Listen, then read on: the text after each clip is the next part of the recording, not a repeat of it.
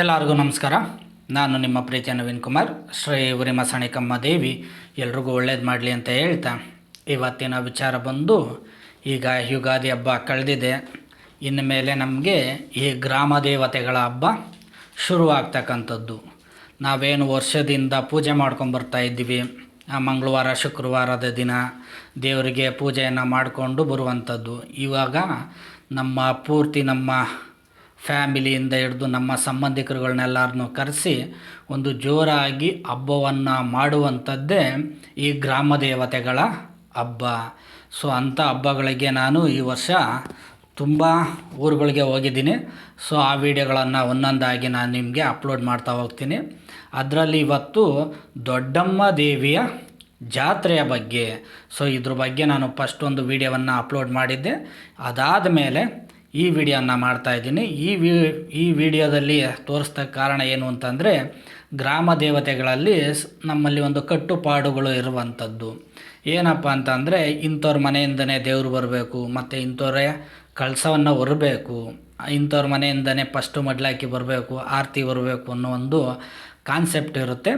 So ಅದನ್ನು ನಾನು ಈ ವಿಡಿಯೋದಲ್ಲಿ ತೋರಿಸ್ತಾ ಹೋಗ್ತೀನಿ.